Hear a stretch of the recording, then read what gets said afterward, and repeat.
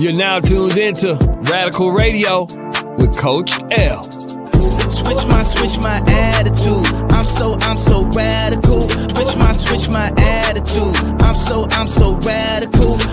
Switch my attitude. I'm so radical. Switch my attitude. I'm so radical.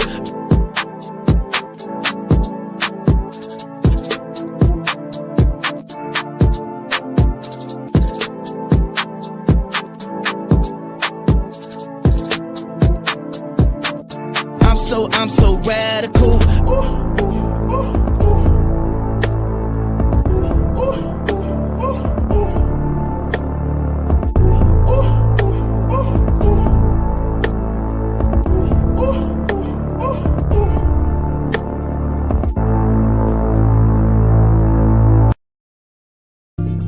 Radical Radio is designed to get to the heart of our guest stories. Oftentimes you see people moving and they make it look so easy. Many don't know the story behind the journey, the heartache, the disappointment, the wins, or even the loss. What has it cost you? We are removing the stigma of judging a book by its cover and gaining perspective from our guests in the most radical way, in their own words. Testimonies are meant to be shared to help others move forward. That's the radical way, y'all. Let's go.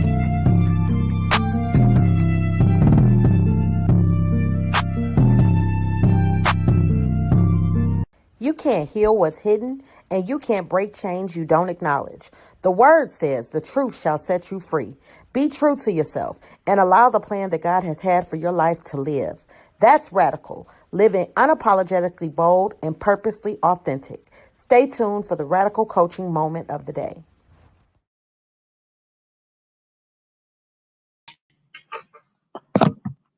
What's good? What's good? Y'all already know what it is. It is Monday. Y'all know it is time to be radical. This is your girl, Coach L. I am the host of this awesome and dope platform, Radical Radio. I am the visionary of Radical Life. It's the brand that encourages you to be radical and live in your God-given favor every day. Radical Life houses Radical Life Coaching, Radical Eyewear, and of course, Radical Radio. So I want to thank you guys for tuning in with me tonight. I'm gonna keep it all the way funky. I'm gonna keep it all the way 100. Today was a day, number one. And number two, like, I wanted to talk about this, I think it was last week. I was on my way to work. I had, got up and got to work early and decided that I was going to go live as soon as I went to work. And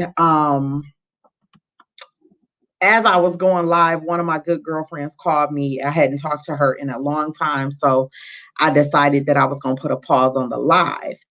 And I honestly believe that that was nothing more than God doing that, because I was in my feelings about this particular incident. I was really in my feelings. My heart was aching. My heart was broken. It took me back to some things that had occurred in my own life. It allowed me to reflect on some things that I had endured when I was a young girl, 15, 16 years old. And it really did take me back. So, I'm glad that, there was a pause placed on, me going live at that particular time, because it gave me some more time to reflect. It gave me some more time to really think about, what I wanted to bring forth in this situation. So, I really want to start out by talking about Ma'Khia Bryant. Ma'Khia Bryant is the young lady that was shot and killed by the police in Columbus, Ohio. And, I have so many feelings about this situation that it's difficult for me. It's difficult for me for a lot of different reasons. When I was, 13, 14, 15, 16, during my teenage years, I used to, be in these streets fighting, and I'm going to say this, like, I will say, like, I wasn't a person that would just bully people or fight for no reason. Like if I was fighting somebody, it was because somebody did something to me, right? So when it comes to Ma'Khia Bryant, what hurt me the most was that I saw grown people, adults, literally saying that this child deserved whatever it was that she got. And if you ain't never been in the situation of being a young girl going to school, having other young girls talk about you, um, bully you, want to fight for no reason, fighting you for things that you don't even know what's going on, all of those things, I just feel like you're not in the know. Okay. And also for adults to be the ones to say a young lady, like a 15, 16-year-old young lady deserved to die like that, I think you need to check yourself. And I'm not here to judge, but I am here to say that it really was, it was unbelievable some of the things that I heard, like that I read people saying. And listen, I got a love-hate relationship with Facebook because it's like it's the platform where you see everybody's opinions and you see everybody else's thoughts and what they think, and they say what's on their mind. And I think oftentimes we don't think before we type, we just start typing. And I just go by the notion, like, of the old folks: if you ain't got nothing good to say, don't say it. Especially when it's concerning somebody's life. So, again, it touched me in a way because I know for me, like, I never just went out and fought because I wanted to just fight. I went out, if I was fighting, it was because somebody had did something to me. And the other thing that I thought about was there were people saying she was going to stab them. She was going to stab them to death. She was looking to kill them. How do you know? How do you know? You don't know if she was trying to use it as a scare tactic. You don't know if she was literally going to stab them to death. We didn't know. Nobody knew. Nobody knew what she was doing. Nobody knew the background of why this was occurring the way that it was occurring. And keep in mind, this young lady was in a foster home, I believe. So if she was a foster child, we really don't know. We really have no clue what this young girl had been through in her life, the trauma that she had faced. We don't know. And that's the biggest thing. You're right, Laura, sis, thank you for joining. And maybe she was, because she was scared for her life. Maybe she was. And that's my point. Like, as I was reading comments on Facebook, everybody was giving their synopsis of what she was thinking. Y'all don't know what she was thinking. We don't know what she was thinking. We don't know what was going through her mind. We don't know the backstory of how she even got to this place where she felt like, I got to go get a knife to protect myself or to hurt somebody. We don't know what was going through her mind. We don't know anything, but everybody has so much to say about it. And I'm gonna say this: my dad and my mom, they have been to they have been to the school when somebody have hit me upside my head with a padlock and I'm bleeding all over the place, right? I have been jumped and hit with what was it called, the little thing you put on the steering wheel, the lock thing that you put on the steering wheel, old thing. But anyways, hit in my head, jumped, fought many a people. A lot of these girls, I didn't even know why I was fighting them. I didn't even know why they didn't like me.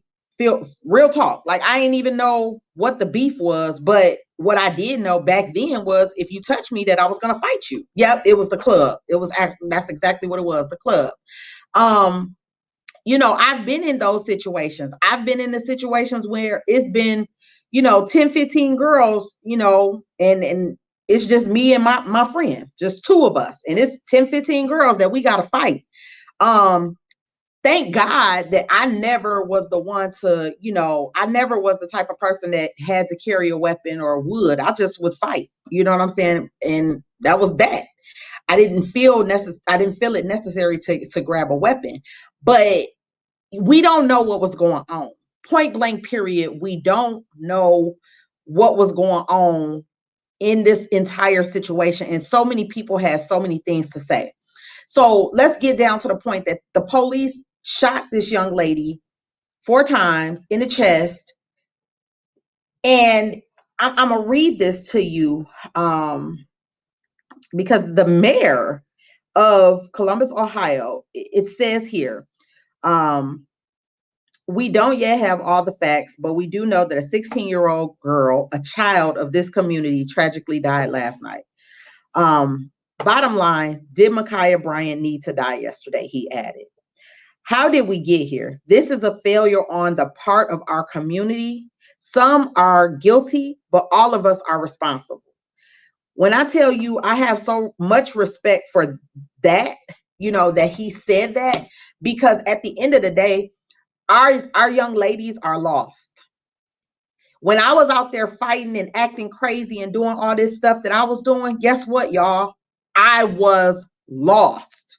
I was angry. I was bitter. I had the spirit of rejection. I had the spirit of abandonment on me. I had so much going on in my little mind that I couldn't even think straight. I was doing so many things that were not like me, because I was just dealing with so much that I couldn't verbalize what was really going on with me. And when you're everything that you're experiencing in your mind and in your heart, right? The trauma that you have endured.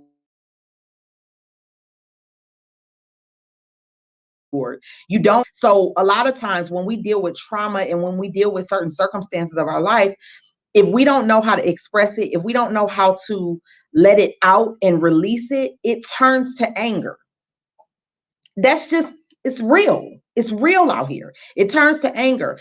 And what that mayor said was, yes, it's not, it's our responsibility, because right now young girls are dealing with so much. We have young girls that are being molested. We have young girls that are being sex trafficked. We have young girls that are being abused. We have young girls that are being, getting themselves in, domestic abusive relationships at an early age. Like, yo, I was in an abusive relationship when I was in the 8th grade.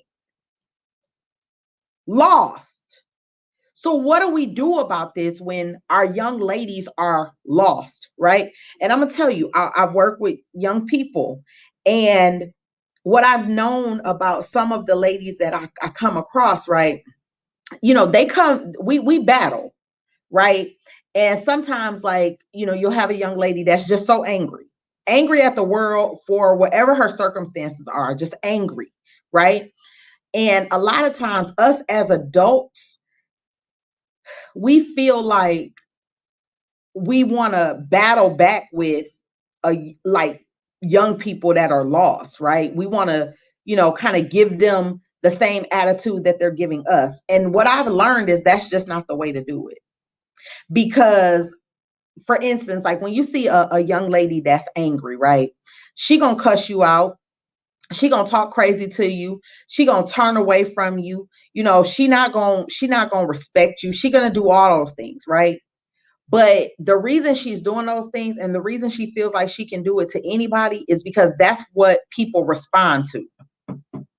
So, people in her family would say, well, I know how to deal with that. I'm gonna cuss her out, or I'm gonna do this, I'm gonna do that.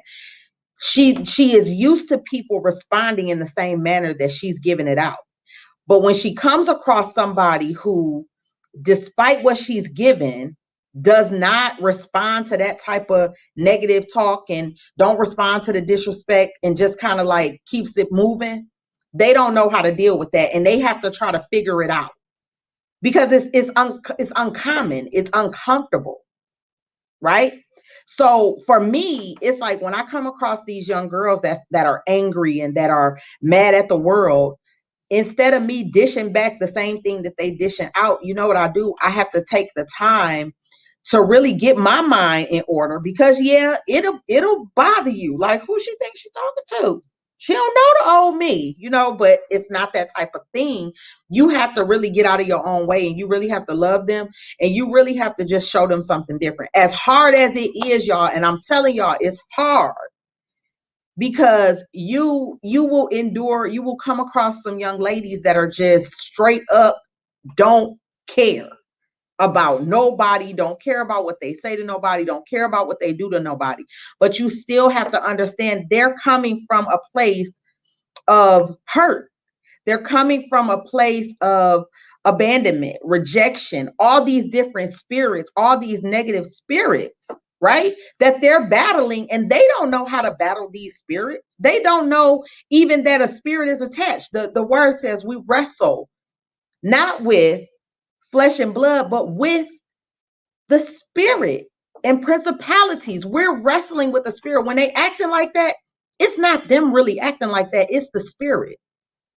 So you got to learn how to pray those things off. You have to learn how to love in spite of doing the same thing that you see.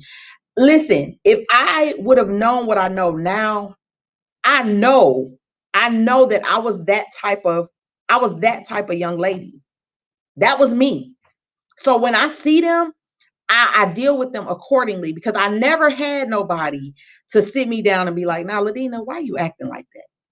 That ain't even who you are. When I, like, right now, where I am right now, like, I was being somebody that I wasn't, right? The person that I am now, that is my true authentic self. That is the person that God had created me to be, who I am right now. That anger, that bitterness, that feistiness, that fighter in me, that wasn't me. That was all of the trauma and all of the mess that I had gone through and not been able to deal with. That was all that wrapped up in one. So yeah, I'm going to fight the whole entire world if I feel like the world didn't beat me up. Yeah, that's what I'm going to do. So I feel like everything that has happened to me has beat me down and tore me down and broke my heart. So the only thing that I know how to do is to fight back. So our young ladies are lost, like, and not in a sense of, like, lost, they messed up. What I'm saying is they need love. What I'm saying is they need somebody to be able to listen to them. What I'm saying is they need somebody to be able to, despite how they're acting, not react to them in the same way. Okay. We have gotten to a point where our young ladies, they're not young ladies. They're not young ladies. Like, and this was me. So again, I'm not judging nobody, because the reason I'm speaking on this is because I can share how I used to be and how I was. I cussed like a sailor. Like, I'll never forget my daddy, rounding a tree one day, coming to pick me up, and he heard me cussing like a dude. And he was like, whoa, what are you doing? But we're starting to be so hard. We have such a hard shell that we're no longer ladies. Like, we're no longer, understanding that we're gentle souls. We're nurturers. You know what I'm saying? So how do we get back to the point of helping our young ladies to know that? First and foremost, our young ladies need to understand who they are and whose they are. We have to start pouring purpose into our young ladies. We have to start talking to them and asking them what they see in themselves, what they know about themselves, what God says about them. Yeah, do that. I love that, sis. I love it. Do that. But that's the first thing when I'm coaching. The first thing that I ask people is, what does God say about you? And I can easily answer. God says that I am blessed and highly favored. God created me where he knew the number of hairs on my head. He says that I am fearfully and wonderfully made. He created me. He crafted me with his own hands in his image. So that means that I am something special. But does our young girls, do they know that? Do they know how special they are, despite the things that they have gone through in their life, the things that they have seen, the things that they have witnessed, the way that people have treated them, can they rely on and say to themselves, well, this happened to me, but I know that this is what God says about me? No. Why? Because we are so quick to judge, so quick to throw them away, so quick to not want to deal with them because they're not doing what we expect them to do, that we throw them out to the wolves. And when they're thrown out to the wolves, guess what they're doing? They're looking for a dude. They're looking for a guy that's going to tell them, oh, you're beautiful, you're this, you're that. And that same guy is going to turn around and turn into a monster on her. Because it's our responsibility, not just parents, it's our responsibility in the community. It's our responsibility as a village to be able to show our young ladies like what it means to be a lady. And we're failing. We're failing miserably. We are failing. So I wanted to touch on this because it's so important that, and this goes for our young men too, but I'm specifically today wanting to talk about the young ladies because as you guys can see, this young lady lost her life. This young lady will never be able to bear children. This young lady will never be able to, get married and walk down the aisle. This young lady will never be able to heal from whatever trauma that she experienced. And let's talk about it. We are at a point in life where if you're Black, if you're not, a certain race, when Black people yell, scream, holler, people get intimidated. People get scared immediately. If we're talking loud, they get scared. You know what I'm saying? So we don't have the right, we don't even have the right to, be excited anymore. You see cowboys all the time talking about some yeehaw. They in the clubs, they doing all this yelling and screaming. Don't nobody say none of them. But let some Black people get into a circle and it be too many of us and we're yelling, then we're a threat. So we're a threat in so many ways to people that it's just, it doesn't make any sense. So everybody is saying this young lady, oh, she was going to kill them and he had to stop her from killing. What about tasing her? What about shooting her in the leg to stop her? We are literally getting gunned down and slaughtered in these streets. It's not they don't have to lynch us. They don't have to put us in trees no more. They just killing us. They just shooting us down to death. So if it's not important for us to teach our kids what it means to hold themselves upright and tell them no matter what they have gone through, that God still loves them and God has a plan for them and there is a purpose for them, it's important that we do that so that we can try to help them understand that there is a greater call for them. There's a greater call for their life. We cannot continue to see our kids and our babies shot down and gunned down in the streets. It's unacceptable. These babies are not supposed, these parents are not supposed to be, they're not supposed to be burying their children. That's backwards. It's backwards. So I just wanted to come on. I just wanted to share, that because it just really, it broke my heart. It broke my heart because I know, and I just, it hurt more than anything to hear adults say that this young lady deserved it. I'm sorry. I just don't even care what the situation was. Nobody deserves to die like that. She didn't deserve that. And again, stop acting like we know everything. We don't know nothing. We don't know those people. We didn't know anything about that young lady. And everybody has something to say about her. Literally saying that she deserved to die. What is this world coming to? Where we're sitting up and we're giving our opinion that a young 15, 16-year-old young lady deserved to die. Really? And listen, it takes me right here. It takes me to 2 Timothy 3, 1-5. But understand this. that in the last days there will come times of difficulty. For people will be lovers of self, lovers of money, proud, arrogant, abusive, disobedient to their parents, ungrateful, unholy, heartless. I'm going to say that again. Heartless, unappeasable, slanderous, without self-control, brutal, not loving good, treacherous, reckless, swollen with conceit, lovers of pleasure rather than the lovers of God, having the appearance of godliness but denying its power. It says avoid such people. The word says that this is what we were going to come to in the last days. This is how people are going to be in the last days. And we are coming up on the last, we are entering into the last days.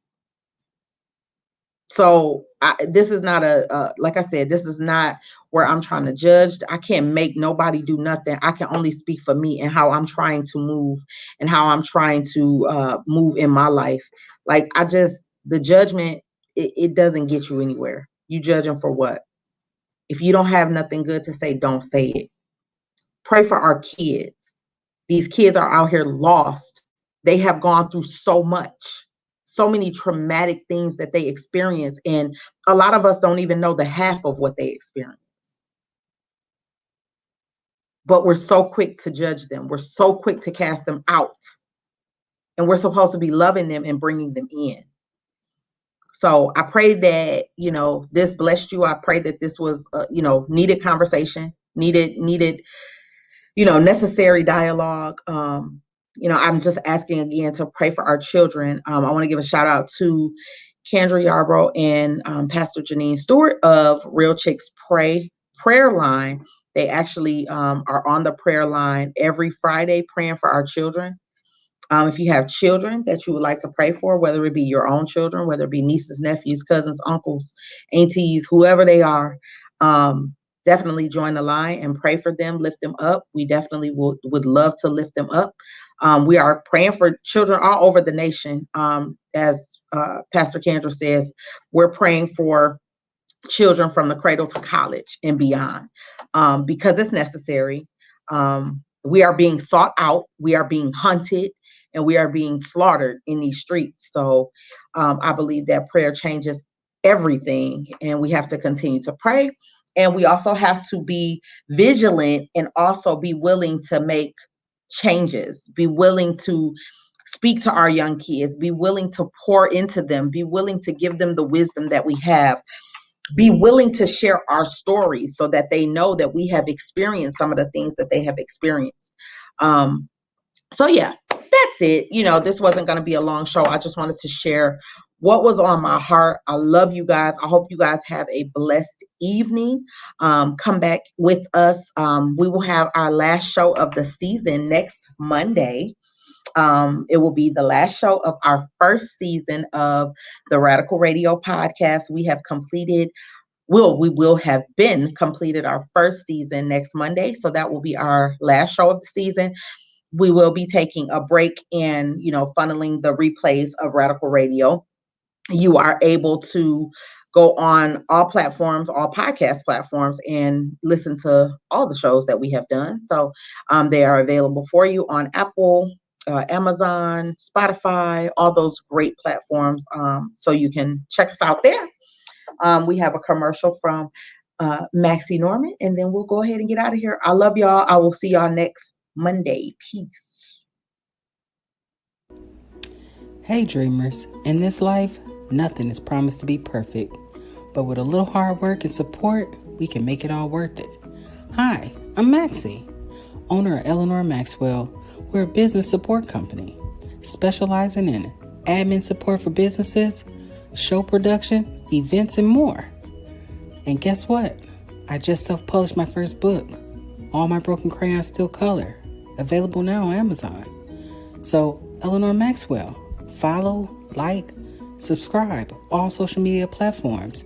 Let us help you blow through whatever it is you're going through.